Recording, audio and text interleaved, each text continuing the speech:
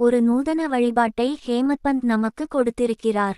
சத்குருவின் பாதாம்புயத்தை கழுவும் நன்னீராக நமது ஆனந்த கண்ணீரை உபயோகித்து பரிசுத்தமான அன்பு என்னும் சந்தனத்தை அவர் மேனியில் பூசி விட்டு உண்மை நம்பிக்கை என்னும் உடையை அவர் மேனிக்கு உடுத்தி நமது 8 விதமான சாத்வீக உணர்ச்சிகள் என்னும் அஷ்ட கமலங்களையும் உரிமை மனது என்னும் கனியையும் அவருக்கு சமர்ப்பிப்போம்.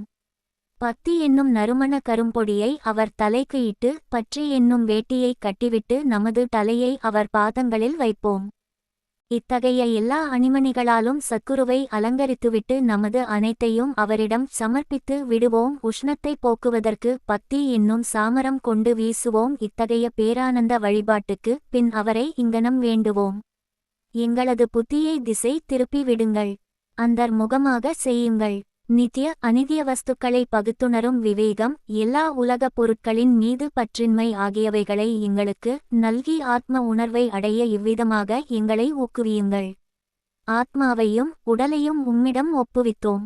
உடலுணர்வு மற்றும் அகங்காரம் எங்களது கண்களை தங்களது ஆக்குங்கள். அதன் மூலம் நாங்கள் இன்பத் துன்பங்களையே உணராதிப்போம். தங்கள் சங்கல்பத்தின்படி விருப்பத்தின்படி எங்களது மனதையும் உடலையும் கட்டுப்படுத்துங்கள். தங்கள் பாதாம்புயத்தில் எங்களது மனம் ஆறுதல் பெறட்டும்.